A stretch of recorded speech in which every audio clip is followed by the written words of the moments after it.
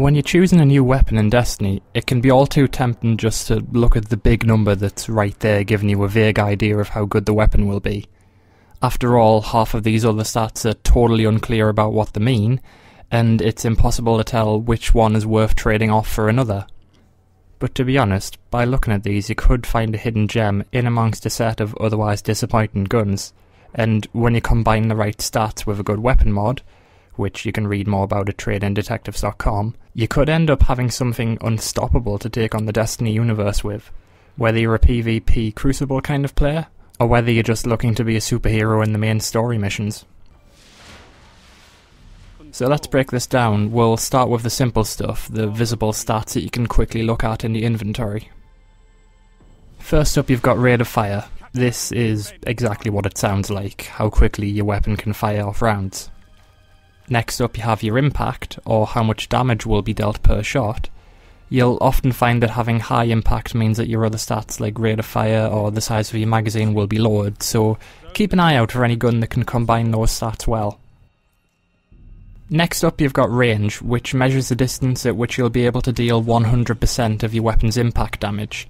Now, this doesn't mean that you won't be able to hit your opponents at a longer range, but if you're trying that, then you will be dealing reduced damage, so keep that in mind when you're attacking from a distance. Stability is the next stat that you're able to see, and what stability does is, you see how when you fire in your gun, your aim will jump around a bit because of recoil? Well, when you have a weapon with high stability, you'll see your gun jumping around much less, meaning that you're able to keep your weapon on the target for longer.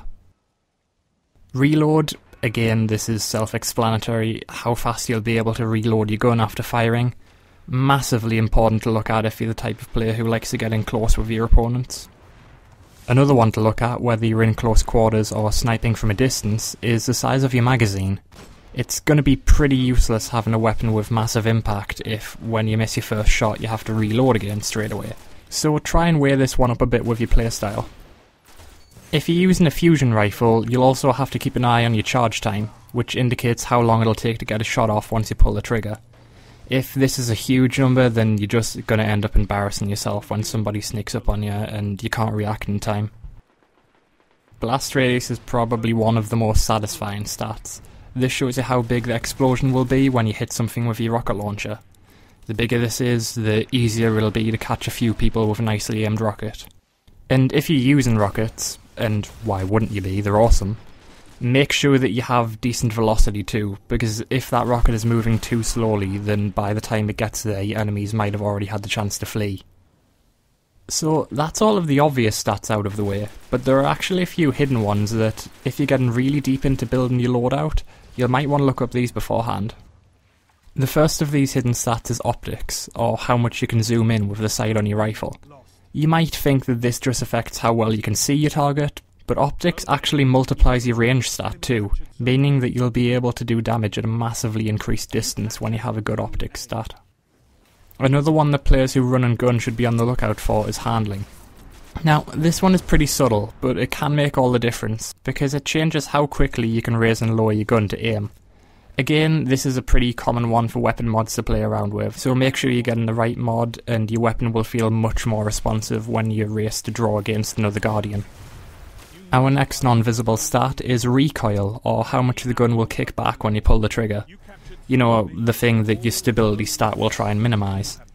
And again, this is probably something you'll want to keep low if you're trying to get some solid shots off. The final stat that your weapons will have is inventory, which is essentially just how much spare ammo you'll be able to carry. This will also affect how much ammo you spawn with, so don't get caught out having to go in search of more ammo at the start of each round in the Crucible. So there you have it. I've really tried to run through all of these as fast as I could, so if you need a reminder of what each stat does, then there'll be a link to our article detailing all of the stats in the info box below. Good luck out there guys, and make sure you head to tradeindetectives.com for more Destiny hints and tips. Zone C captured. You control all zones.